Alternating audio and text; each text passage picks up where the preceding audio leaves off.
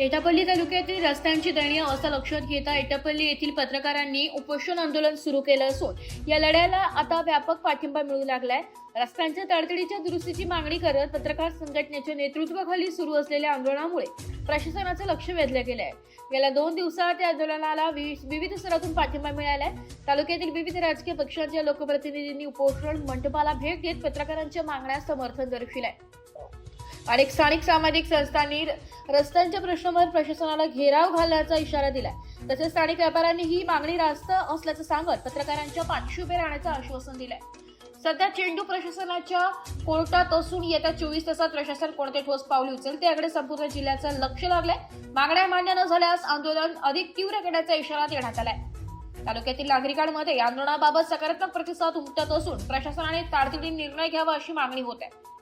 आज दिनांक 9/2/2026 रोजी माझ्या एटापल्ली येथे एटापल्ली तालुक्यातील समस्त पत्रकार बांधवाच्या वतीने एटापल्ली ते देवडा, एटापल्ली ते हेड्री अशा अनेक रस्त्यांची त्यांनी मागणी केलेली आहे। खरे पाहता अनेक वर्षापासून या ठिकाणी रस्त्याची दुरावस्था आहे।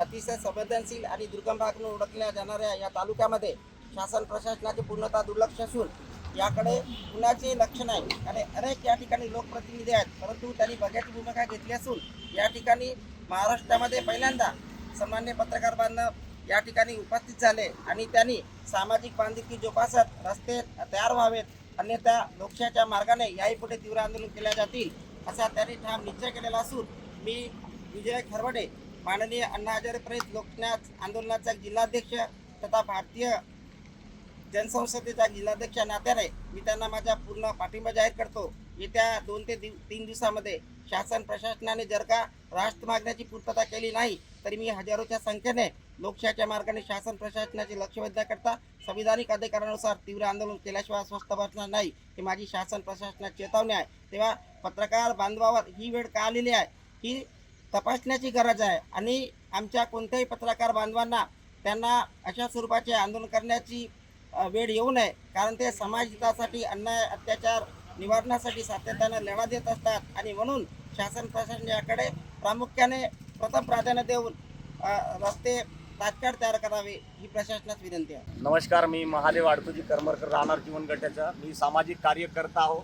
या ठिकाणी आमचे जे पत्रकार परिषदवाले ज्या पत्रकार संघटना जे एटापल्लीचे आहेत जे ज्यांनी संघटनेतर्फे बेमुदत साखळी उपोषण जीवघेणी रस्त्यावर विरुद्ध एल्गार रस्ते दुरुस्त करा नागरिकाचे प्राण वाचवा याबद्दल या ठिकाणी साखळी उपोषण ठेवलेले आहेत। तरी याच्याबद्दल आमच्या सर्व समाज कार्यकर्त्यांचा व आमचा सर्वांचा खूप मोठा पाठिंबा आहे, कारण जीवनामध्ये हेच खूप महत्त्वाचे आहेत। जीवनामध्ये घडत असताना जळणघळण घडत असताना पुष्कळ या रोडामध्ये याच्यानं गाड्या चालवण्यामुळे अनेक लोकांचे प्राण जात आहेत या रस्त्यामुळे। तर आपल्या देशामध्ये हे एक महत्त्वाचं पहिली पत्रकार संघटना एटापल्लीमध्ये उपोषणाला बसलेली आहे। तर या संघटनेला पाठिंबा म्हणून मी या ठिकाणी जाहीर करतो आणि 2 शब्द व्यक्त करतो। जय हिंद, जय महाराष्ट्र। एस मराठी न्यूजसाठी विदर्भ संपादक जावेद अली सय्यद, गडचिरोली।